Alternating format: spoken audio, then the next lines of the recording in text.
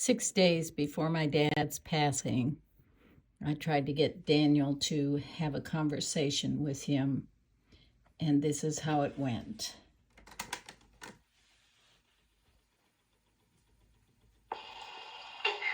Should be outlawed. Nowadays, with one powerful country, the rest of us should leave it alone and don't make no boo-boos and establish human relations with the other country, and maybe we can keep peace going. What, you said Uncle Steve fought in Vietnam, right? Right. What was his ranking? He's a chief midshipman. Chief midshipman? Air Force. What were some Naval Air Force. What were some of his duties there? He was on an aircraft carrier, wasn't he? First 2.5 years he was on the aircraft carrier. Last 2 years he was flying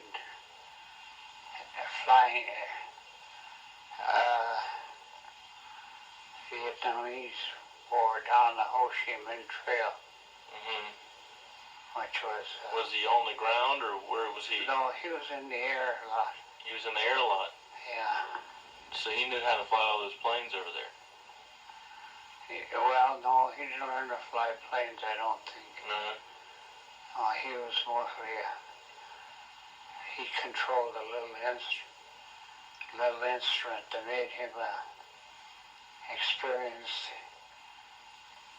experimental operations on the aircraft.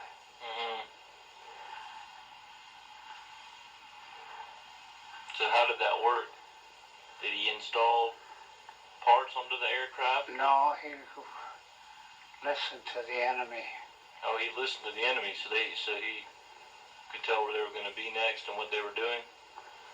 Yeah. And then he passed that information on and they organized a strike or something, I guess? Yeah.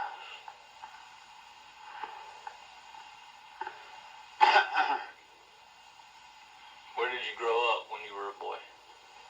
In Ironwood, Michigan. Ironwood. What do you remember from back then? What's your fondest memory? Well, he had tough going. In fact, he's got a better war record than I do. Who's that? Steve. He was in a lot of little incidents. Like what? Well, he was on the aircraft when it circled to Hanoi with all this latest gear equipment on it. Right. And he would have high listening instruments on it. And he could listen to the enemy. Like when they tried to get our prisoners out of Vietnam, he was listening, flying over Hanoi, and I saw capitals of Vietnam for the north. So he was flying around and listening to the enemy when they were trying to pull troops out of Vietnam? Yeah, when they were trying to fool the enemy or trying to figure out what he's going to do.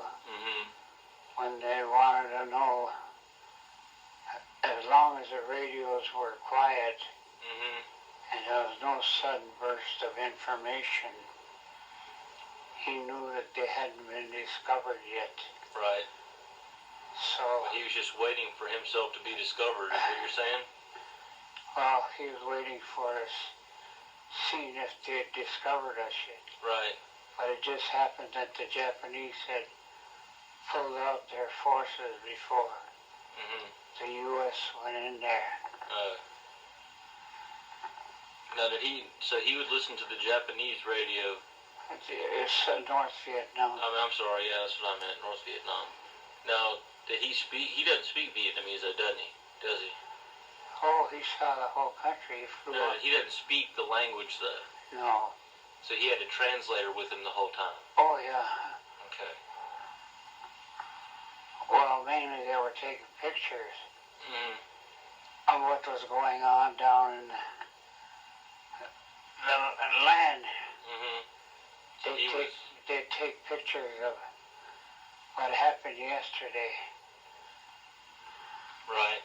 on the Ho Chi Minh Trail. Uh-huh. On the battlefield. So I asked him, Ho Chi Minh Trail was a trail that led from North Vietnam down to South Vietnam. Mm-hmm. And he'd relay the information back to the headquarters. He let them know where the battles were fought and. Yeah, what was going on. Mm-hmm.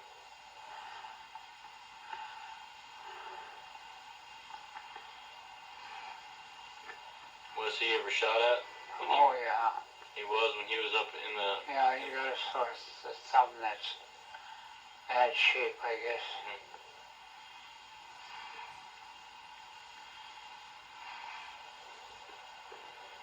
What if you could talk to him now? What would you say to him? Huh? What would you say to him right now if you could talk to him? He might have been a prisoner of war because he was flying over Vietnam and Mm-hmm. he could have been knocked out of the air any time with those new missiles, but he survived that. He survived another deal where his best buddy was standing next to him, Mm-hmm. and his offensive called Titla. His buddy was standing next to him. Yeah, he died there. His friend did. Yeah, How? a bullet got him. Where were they standing? On the ground. No, they were standing in a foxhole. I didn't know he was on the. I didn't know he was on the ground at all. I thought he was always in an airplane or No, on a ship or something. No, he was in the air. But he spent some time over the air. He spent some time on the ground. Oh yeah. I didn't know that.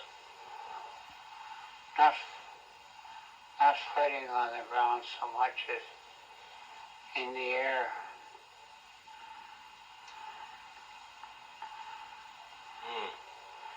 They had 13 men on this special trained boat. A boat, not a boat, but a special plane that had 13 experts on it. Right. From the Army, the Navy, even professors from colleges. Mm-hmm. That he qualified because he was able to operate that certain machinery. Right. So he survived that, although the plane went down. Was he on the plane when it went down? Yeah, they told him when he went on it, and if the enemy shoots you down, get out of there right away, because we're coming in and bombing with our own planes. Mm-hmm. Because there's too much secret equipment on it. Right. And we don't want the Vietnamese to get it. Mm-hmm. So when they knocked the plane down, they knew they had to get out of there. But there was only 13 guys on the plane, and he only saw one of them come out. Uh-huh. So the plane crashed. Yeah. This is the latest expensive plane, Mm-hmm. worth millions of dollars. So, the professors were on there too? Yeah. How many survived? As far as he knows, nobody. But him? He's the only one. As far as he knows, yeah. So what did he do then? He was on the ground. And he tried to get away from there, Mm-hmm. Because when he landed, he knew they were going to come bomb the yeah, plane. well, he knew that. Plus, he also knew that he couldn't understand their language. Right. They were jabbering away, Mm-hmm. and he had to get out of there, so he crawled through the brush and through the ditches and so on, trying to work his way back to our lines. Mm-hmm. And he finally made it, and he signaled our troops that he went down, and they told him to hang around till morning. We'll come and get you in the morning. So in the morning, they came. I don't know still how he was able to hear them, but he had a microphone or something. Mm-hmm. And he picked up their message, and they told him to sit tight. In the morning, they'll come and get him. Right.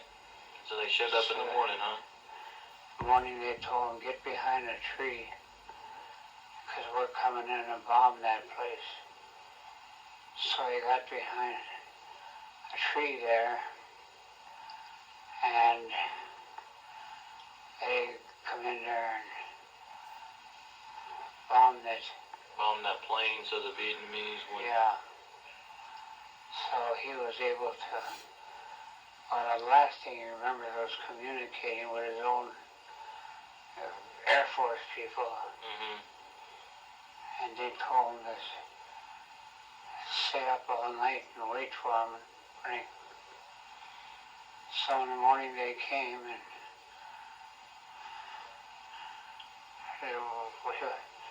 he never was able to figure out how it happened, but he figured because the last thing he remembers was he was flying on a plane back to Vietnam, or back to Thailand, Right. which was a neutral country. How did he piece it all together, I wonder? Huh? How did he piece the whole story together, I wonder? I don't know, but Maybe he started remembering more and more as time went on, I guess? I suppose. Yeah.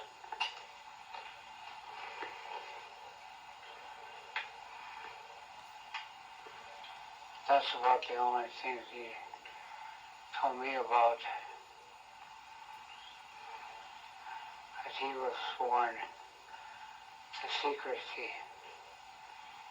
He had one of the highest clearances in the Army and Navy.